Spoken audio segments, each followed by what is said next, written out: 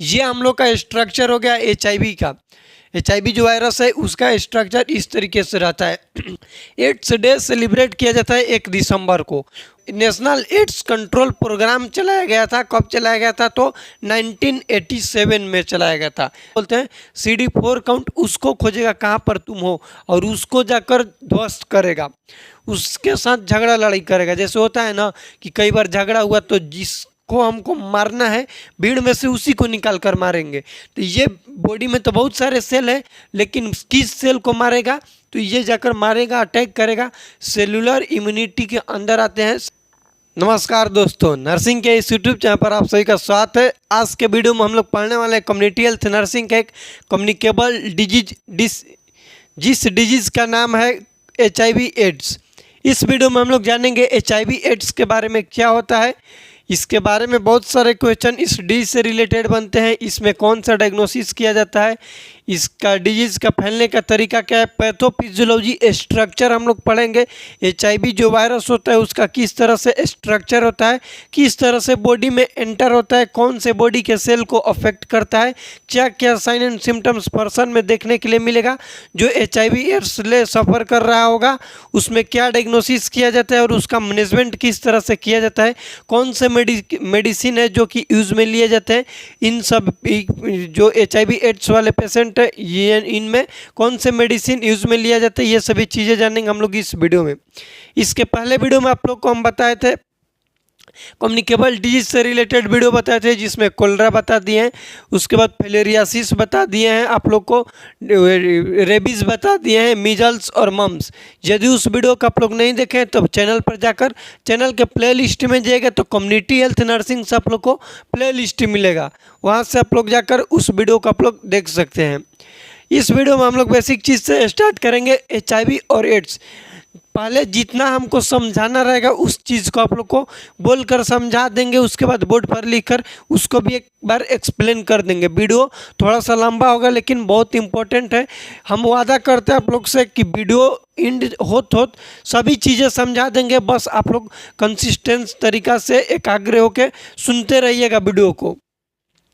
2 शब्द यहाँ पर लिखे, एक लिखे HIV और एक लिखे ads.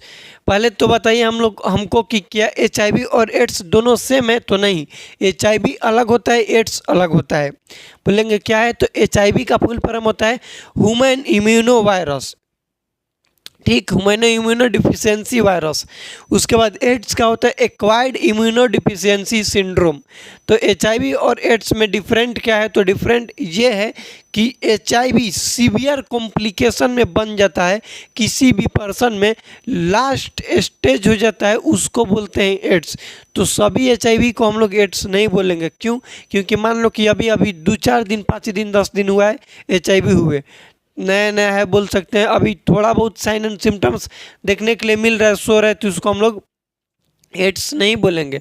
End stage of HIV is called AIDS. याद रखिएगा, जो इंड स्टेज है HIV का इसको एड्स बोला जाता है। HIV जो है, ये जो HIV है ब्लड से रिलेटेड होता है, सेक्सुअल अनप्रोटेक्टेड सेक्सुअल इंटरकोर्स करने से होता है, निडल स्टिक इंजरी हो जाए किसी भी पर्सन में, पेशेंट में, उससे हो सकता है, फीटो मैटरनल सर्कुलेशन जो होता है उससे भी हो सकता है, मैटरनल जो सर्कुलेशन होता है ड्यूरिंग डिलीवरी टाइम ये भी होने का चांस होता है। ऑक्यूपेशनल हजार्ड में होता है, जैसे ऑक्यूपेशनल हजार्ड्स की बात करें तो जो हेल्थ केयर प्रोवाइडर होते हैं उनमें होने का भी बहुत ज़्यादा रिस्क रहता है। ये सभी चीज़ें जानेंगे हम लोग इस वीडियो में। पहले लिखिएगा HIV का फुल फॉर्म, वहाँ से हम लोग स्टार्टिंग करेंगे, सभी चीज़ें जानेंगे HIV एड्स से रिलेटेड जितना भी हम लोग के टॉपिक में है। पहले HIV का फुल फॉर्म लिखिएगा ह्यूमन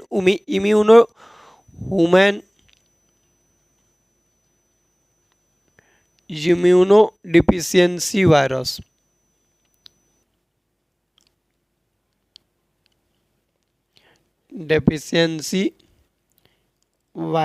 एक बार चेक कर लेते हैं कि अच्छे तरीक़ा से आ रहा है कि नहीं, लाइटिंग इसका ठीक है, लाइटिंग ठीक है। ह्यूमन इम्यूनो डिफिशियंसी वायरस इसका फुल फॉर्म हो गया। उसके बाद बात करें कि ये जो है हम लोग को बॉडी में जो HIV फैलता है, तो इसका मोस्ट कॉमनली जो बात करें ये तो पहले लिख सकते हैं कि दिस वायरस इज, लिखिएगा this virus is responsible for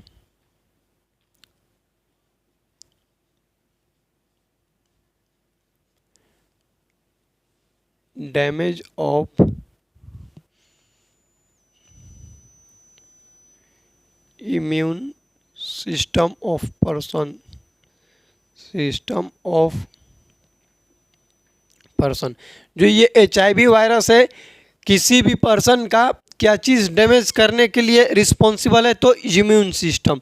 ये जो HIV वायरस है ये रेट्रोलेटेंट ग्रुप फैमिली जो है उससे बिलोंग करता है। तो लिख लीजिएगा नेक्स्ट पॉइंट देके कि इट बिलोंग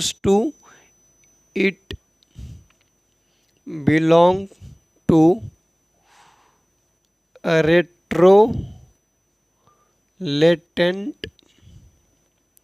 फैमिली। वायरस का फैमिली है उसी से ये बिलोंग करता है। उसके बाद इसका मोस्ट कॉमन स्पेसीज जो होता है, मोस्ट कॉमन स्पेसीज वो होता है HTLV थर्ड। ये क्वेश्चन मार्क है, इसको याद रखिएगा। मोस्ट कॉमन स्पेसीज क्या होता है HIV का, तो बोलेंगे HTLV थर्ड। HTLV का फुल फॉर्म लिख लीजिएगा, human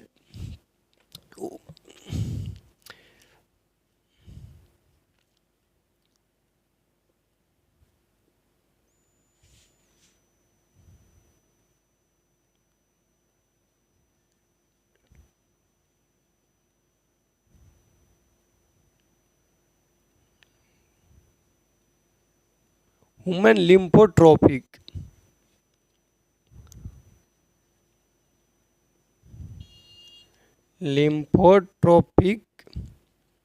virus third, virus third full form लिख लीजिएगा, human lymphotropic virus third HTLV का फुल फॉर्म होता है। उसके बाद ये हो गया। इसके बाद हम लोग एड्स को जान लेते हैं। पहले लिख लीजिए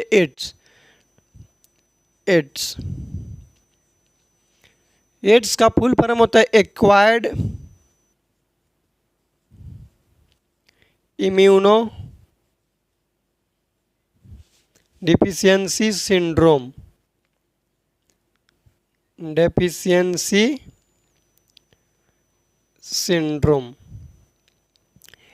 जिस तरह से इसका नाम है एक्वायर्ड मतलब किसी भी चीज़ को अर्जित करना। तो ये क्या चीज़ अर्जित कर रहा है? सिंड्रोम मतलब होता है ग्रुप ऑफ सिम्टम्स बोल सकते हैं, ग्रुप ऑफ डिजीज बोल सकते हैं, उसको हम लोग सिंड्रोम बोलते हैं। एक्वायर्ड मतलब अर्जित किया। इसमें क्या होता है इसमें क्या होगा, बहुत सारे सिम्टम्स शो हो गए। बताएंगे आप लोगों को कौन कौन सा सिम्टम शो होता है। लिखिएगा कि HIV and AIDS both are different, AIDS both are different. HIV और एड्स दोनों क्या है, डिफरेंट है। उसके बाद इसमें क्या लिखेंगे कि इट इज एक्वायर्ड,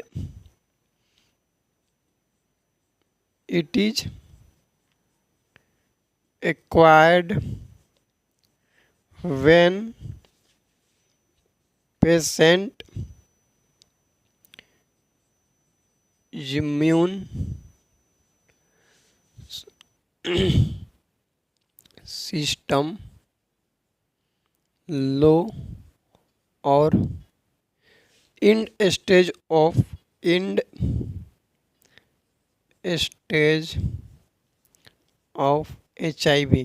HIV का जो इंड स्टेज है, या फिर बोल सकते हैं कि पेशेंट का इम्यून सिस्टम बहुत कम है, उस कंडीशन में हम लोग उसको एड्स बोलते हैं। इंड स्टेज याद रखिएगा HIV के, उसको बोलते हैं एड्स। ये हो गया। अब कुछ की पॉइंट्स लिख लीजिएगा जो कि एग्जाम में क्वेश्चन पूछे जाते हैं। की पॉइंट्स, फर्स्ट की पॉइंट लिखिएगा कि एड्स डे कब सेलिब्रेट किया जाता है। एड्स डे कब सेलिब्रेट किया जाता है, एड्स डे। उसके बाद क्वेश्चन पूछा जाता है कि फर्स्ट एड्स के जो केस है कब आया था। फर्स्ट एड्स के केस कब आया था? In world. उसके बाद फर्स्ट एड्स के HIV के case in India, first HIV case in India, India में कब आया था ये भी जानेंगे। उसके बाद जानेंगे कि फर्स्ट एड्स के कब आया था, एड्स के केस कब आया था इंडिया में। एड्स के हो गया, उसके बाद लिख लीजिएगा एड्स के हो गया। उसके बाद कंट्रोल आया था, एड्स कंट्रोल प्रोग्राम जिसको बोलते हैं, नेशनल एड्स कंट्रोल प्रोग्राम, ये कब आया था? नाको एक आया था, नेशनल एड्स कंट्रोल ऑर्गेनाइजेशन, उसको जानेंगे। उसके बाद इसमें फेज आया था, फेज 1, नाको का फेज 1 आया था। इसमें फिर फेज 2 था, फेज 2 इधर लिख लीजिएगा, फेज 3 और फेज 4, फेज 4 नाको का। उसके बाद जानेंगे ART आया था, ART इसका ट्रीटमेंट एंटी रेट्रोवायरल। एक आया था पीडियाट्रिक का ART, पीडियाट्रिक ART। उसके बाद आया था नेशनल स्ट्रेटेजी प्लान, नेशनल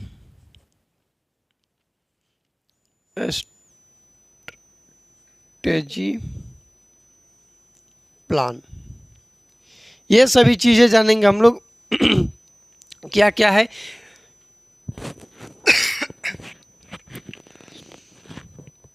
पहले हम लोग जानेंगे कि जो एड्स डे है कब सेलिब्रेट किया जाता है। तो जो एड्स डे है वो सेलिब्रेट किया जाता है 1 दिसंबर को। जितना अभी बोल रहे हैं उसको लिख लीजिएगा या फिर हम आप लोग को लिखवा भी देंगे। वीडियो थोड़ा सा लंबा होगा, समझाने के लिए हम बता रहे हैं कि समझ जाइएगा। एड्स डे सेलिब्रेट किया जाता है 1 दिसंबर को। उसके बाद बात करें कि first AIDS case in world में कब आया था, तो 1986 में आया था वर्ल्ड में। कहाँ पे आया था, तो USA में आया था। उसके बाद फर्स्ट HIV केस इंडिया में कब आया था, तो ये आया था 1986 में ही, लेकिन आया था चेन्नई में। कहाँ पर आया था, तो चेन्नई में आया था, इसको भी याद रखना। फर्स्ट एड्स केस कहाँ पर आया था, तो पुष्कर। पुष्कर कहाँ पर है, तो राजस्थान में, वहाँ पर आया था। उसके बाद फर्स्ट एड्स केस आ गया पुष्कर में। नेशनल एड्स कंट्रोल प्रोग्राम चलाया गया था, कब चलाया गया था, तो 1987 में चलाया गया था। नाको नेशनल एड्स कंट्रोल ऑर्गेनाइजेशन, एक ऑर्गेनाइजेशन बनाया गया, ये 1992 में बनाया गया था। उसके बाद इसका फेज चला, पहले बना फेज 1 1992 में, फेज 2 बना 1999 में, उसके बाद फेज 3 बना था 2007 में और फेज 4 बना था 2014 में। ART का फुल फॉर्म होता है एंटी रेट्रोवायरल थेरेपी, 2004 में आया था। याद रखना कि ART जो है वो 2004 में आया था, लेकिन पीडियाट्रिक ART जो है छोटे बच्चों के लिए जो यूज़ में लिए जाते हैं वो आया था 2006 में। और नेशनल स्ट्रेटेजी प्लान क्या है इंडिया का, ये 2017 से 2024 तक, अभी 25 चल रहा है तो बोल देंगे हम लोग कि अभी तक का जो ये प्लान कंटिन्यू है कौन सा है, तो national strategy plan. National strategy plan में क्या क्या चीज़ें इंक्लूड है ये सभी चीज़ें भी हम लोग जानेंगे। लिख लीजिएगा, नेशनल एड्स डे कब सेलिब्रेट किए जाते हैं, तो 1 दिसंबर को। कब किए जाते हैं, तो 1 दिसंबर को। First AIDS case in world कब आया था, तो 1986 में। कहाँ पर आया था, तो USA, ठीक, United state of America. First HIV case in India, तो ये आया था 1986। कहाँ पर, तो चेन्नई में, चेन्नई में। फर्स्ट एड्स केस कब आया था, तो 1987 में आया था। कहाँ पर आया था, तो पुष्कर। पुष्कर कहाँ पर है, तो राजस्थान में है, लिख लेना यहाँ पर राजस्थान। उसके बाद जो एड्स का डिजीज आया हम लोग के इंडिया में, तो वहाँ पर एड्स कंट्रोल प्रोग्राम चलाया गया गवर्नमेंट के द्वारा। NSCP का फुल फॉर्म लिख लीजिएगा, नेशनल एड्स कंट्रोल प्रोग्राम, जो कि चलाया गया था 1987 में, ये क्वेश्चन पूछा जाता है कई बार एग्जाम में। उसके बाद 1987 में मेंटल हेल्थ एक्ट भी चला था, वो भी लिख सकते हैं एक्स्ट्रा में कि 1987 में नेशनल मेंटल हेल्थ, जो कि हम लोग साइकेट्रिक नर्सिंग में पढ़ते हैं, वो भी आया था 1987 में नेशनल मेंटल हेल्थ एक्ट। उसके बाद 1982 में नेशनल मेंटल हेल्थ प्रोग्राम आया था, उसको भी आप लोग लिख सकते हैं एक्स्ट्रा में। उसके बाद नाको नेशनल एड्स कंट्रोल ऑर्गेनाइजेशन आया था 1992 में। फेज़ 1 इसका आया था 1992 में, फेज़ 2 आया था 1999 में, फेज़ 3 आया था 2007 में, लिख लीजिएगा। फेज़ 4 आया था 2014 में। याद कैसे करेंगे फेज़ के भाई, कि नाको का फेज़ कौन कौन कैसे आया था, याद करने का कोई तरीका है तो तरीका है, जुड़े रहिए। नाको नेशनल एड्स कंट्रोल ऑर्गेनाइजेशन जो है उसका कब आया था, तो 1992 में। फेज को याद करेंगे, ऐसे याद रखेंगे कि हर एक 7 साल पे आया है। पहले 92 के में 7 जोड़ेंगे तो 99। ज़्यादा दिमाग न लगाते हुए उसके बाद हम सीधा 7 बोलेंगे 2007, और 2007 के बाद क्या बोल देंगे कि क्या होगा 14, मतलब 7 साल होगा। इस वाले में बोल देंगे कि 99 के बाद 7 आएगा 2007, उसके बाद 2014 7 ऐड कर देंगे। ऐसे याद हो जाएगा कि 7 साल के हर एक अंतराल पर आया है। ये हो गया। अब बात करें ART एंटी रेट्रोवायरल थेरेपी के बारे में। ये आया था 2004 में। कब आया था, 2004 में। और पीडियाट्रिकोल आया था 2006 में। नेशनल स्ट्रेटेजी प्लान आया था 2017 से 2024 के बीच में। नेशनल स्ट्रेटेजी प्लान जो है वो ये कहता है 1990। इसका जो है ये रेशियो बोलता है, रेशियो क्या चीज़ बोलता है, 90 रेशियो 90। क्वेश्चन पूछा जाएगा कि 90 किस डिजीज में स्ट्रेटेजी में यूज में लिया जाता है, तो बोलेंगे एड्स वाले में। क्या चीज़ है 90 बोलेंगे, लिखेंगे नहीं, बोलेंगे समझिएगा और अपने से लिखिएगा। ये फर्स्ट 90 का मतलब है कि जितने भी कम्युनिटी में हम लोग के बोल सकते हैं, सोसाइटी में, शहर में लोग हैं, उनमें से 90% लोगों को ये पता होना चाहिए कि उनमें कौन से बीमारी है, एड्स है या फिर क्या चीज़ है। मतलब education related to health condition, ये बोल सकते हैं। ये फर्स्ट 90 का है कि 90% लोगों में ये पता होना चाहिए कि तुम्हारे अंदर क्या बीमारी है, एड्स है या फिर नहीं है, HIV। उसके बाद जो 90% लोगों में मालूम है, उन 90% लोगों में क्या होना चाहिए, उस बीमारी का डायग्नोसिस और प्रॉपर तरीका से ट्रीटमेंट होना चाहिए।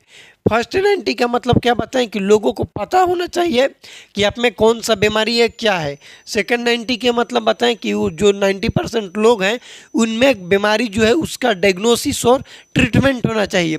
थर्ड 90 का मतलब होता है कि जो डायग्नोसिस और ट्रीटमेंट हुआ उसके वजह से वायरल लोड, क्योंकि ये तो वायरल डिजीज है, तो वायरल लोड जो है कम होना चाहिए। ना कि ट्रीटमेंट करा रहे हैं और कुछ असर नहीं कर रहा है उस ट्रीटमेंट का, तो कोई ज़रूरी है, कोई फ़ायदा है उस ट्रीटमेंट का, तो नहीं।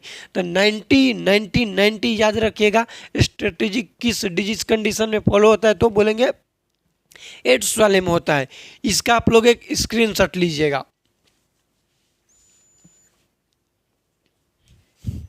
चलिए अब हम लोग जानेंगे HIV एड्स के बारे में। जो इंट्रोडक्शन जाने से आप जानेंगे स्ट्रक्चर किस तरीके से होता है और उसका पैथोफिजियोलॉजी किस तरीके से बॉडी में इंटर होता है, ये सभी चीज़ें जानेंगे।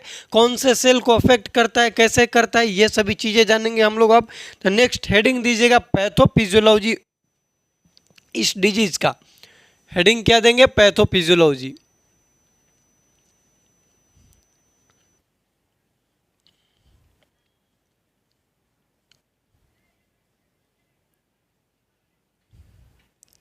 पैथोफिजियोलॉजी हेडिंग दे दिए। अब इसमें लिखेंगे, पहले इसका स्ट्रक्चर हम लोग बनाएंगे एक बढ़िया तरीका से, और उसके बाद हम लोग समझेंगे।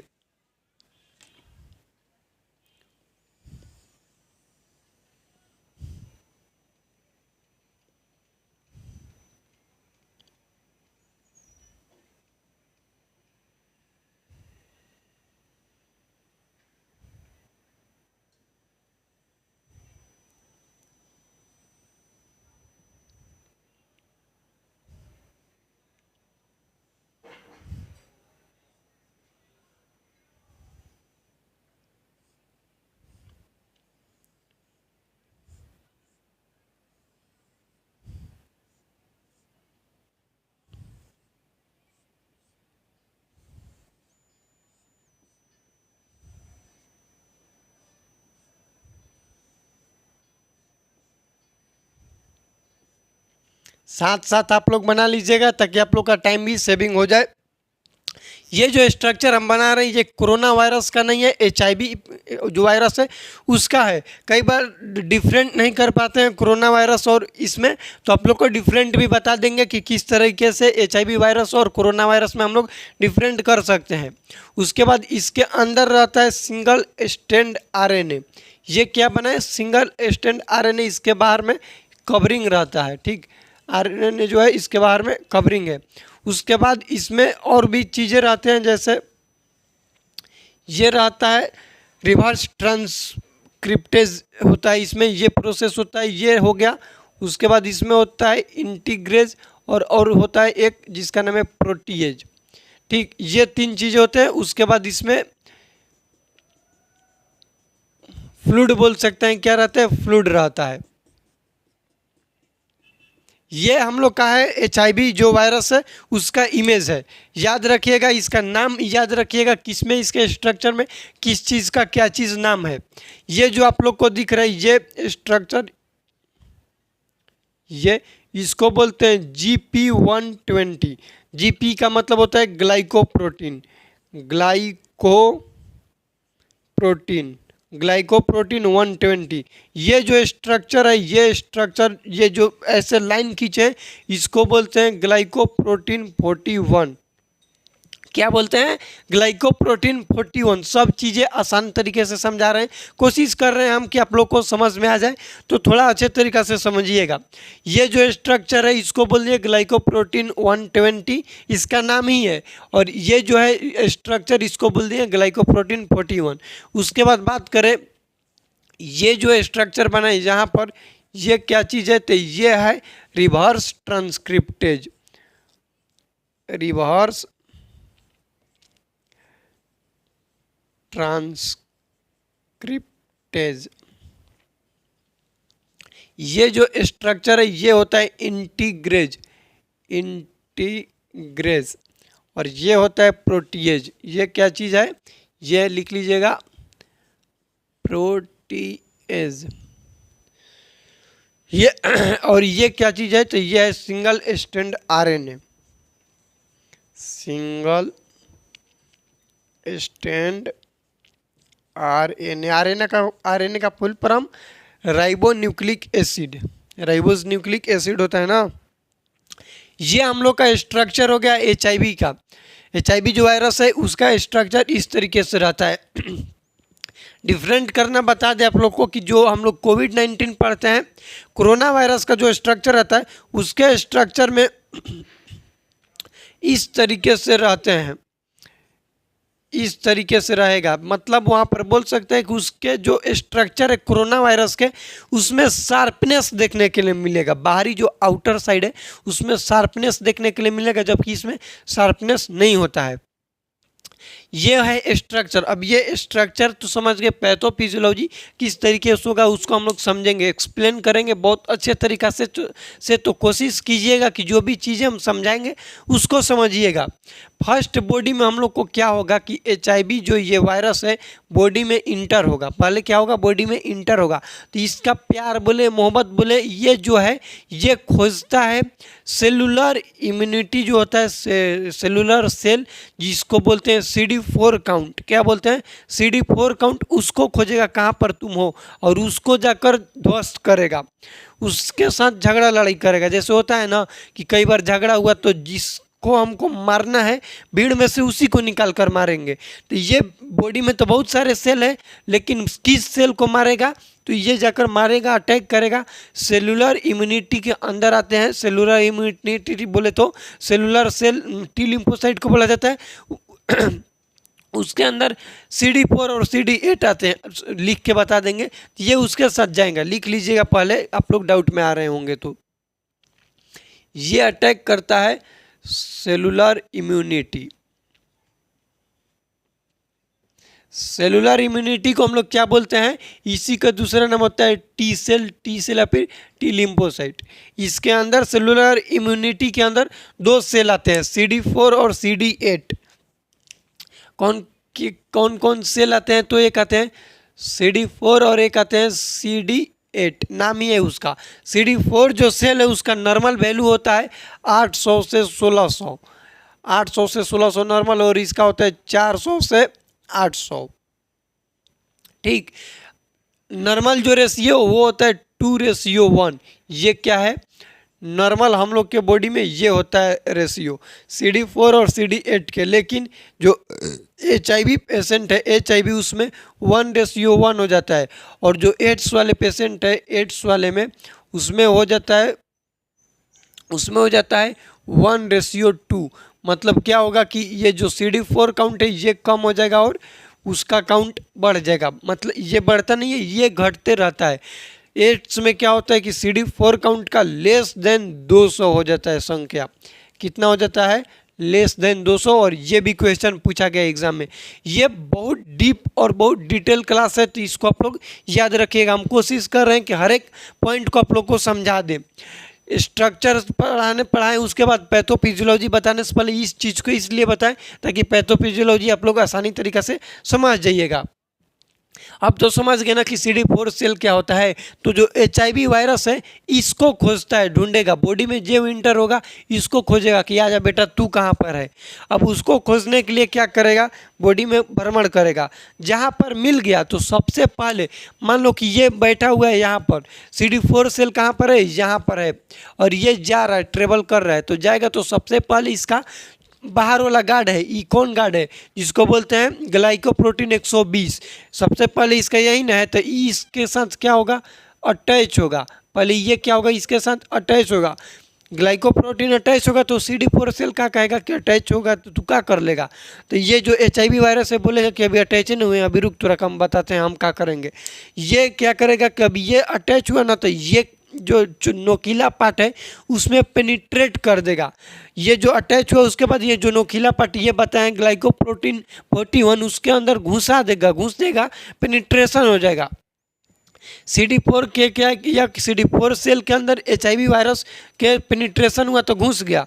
अब सेल के जब अंदर गया तो ये जो रिवर्स ट्रांसक्रिप्टेज है ये क्या करेगा, इसके न्यूक्लियस जो कि सिंगल स्टैंड RNA है इसको कन्वर्ट कर देगा डबल स्टैंड RNA में। रिवर्स ट्रांसक्रिप्टेज का मतलब ये होता है कि कन्वर्ट करेगा RNA को DNA में, जो कि HIV वायरस के अंदर ये बाय बर्थ बोल सकते हैं, जेनेटिक बोल सकते हैं कि इसके अंदर ये क्षमता होता है कि यदि किसी भी पर्सन के अंदर में ये वायरस इंटर होगा तो ऐसा कांड कर सकता है। क्या कांड करेगा कि सिंगल स्टैंड जो RNA है इसको कन्वर्ट कर देगा by the help of reverse transcriptase double stand DNA में। अब DNA में कन्वर्ट हो गया तो भैया बहुत डेंजर हो जाएगा। अब तो ये क्या होगा, चेन इसका बढ़ते रहेगा, बढ़ते बढ़ते क्या होगा, इंटीग्रेज फेज आएगा। लिख लीजिएगा कि स्टार्टिंग कैसे होगा। तो इसको हम बोल सकते हैं फेज 1, इसको क्या बोलेंगे फेज 1, इसको बोलेंगे फेज 2, इसको बोलेंगे फेज 3, इसको बोलेंगे फेज 4 और इसको बोलेंगे फेज 5। 5 फेज होते हैं पैथोफिजियोलॉजी का, याद रखिएगा। कुछ भी नहीं है इसका पैथोफिजियोलॉजी। पैथोफिजियोलॉजी में होता क्या है कि ग्लाइकोप्रोटीन सबसे पहले जो 120 है अटैच होगा CD4 सेल से। अटैच होने के बाद क्या होगा कि जो ग्लाइकोप्रोटीन 41 है उसके अंदर पेनिट्रेट कर जाएगा, ढुक जाएगा CD4 सेल के अंदर। CD4 सेल के अंदर जब ढुक गया तो क्या होगा भैया कि जो रिवर्स ट्रांसक्रिप्टेज है ये क्या करेगा, इसके न्यूक्लियस जो है सिंगल स्टैंड RNA इसको कन्वर्ट कर देगा डबल स्टैंड DNA में, और DNA में कन्वर्ट हो गया तो रेप्लिकेशन अब क्या होगा, फास्ट होगा। उसके बाद क्या होगा कि जो इंटीग्रेज फेज है ये क्या करेगा, इसके न्यूक्लियस के साथ अटैच होगा। किसके न्यूक्लियस के साथ, तो CD4 सेल के न्यूक्लियस के साथ अटैच होगा। जो प्रोटीएज फेज है अब उसके न्यूक्लियस को ब्रेक डाउन करेगा, उसको तोड़ेगा, डैमेज करेगा। कितने बार में डैमेज करेगा, तो 24 पोर्स में टूटेगा, स्पोर्स में टूट देगा। छोटे छोटे CD4 सेल के कितने टुकड़े करेगा, 24 टुकड़े करेगा। इसलिए आप लोग कई बार सुने भी होंगे कि जो HIV एड्स का डायग्नोसिस होता है चिल्ड्रेन में होता है, लेस देन 80 मंथ वाले में होता है, तो उसमें P24 एंटीजन चेक किया जाता है।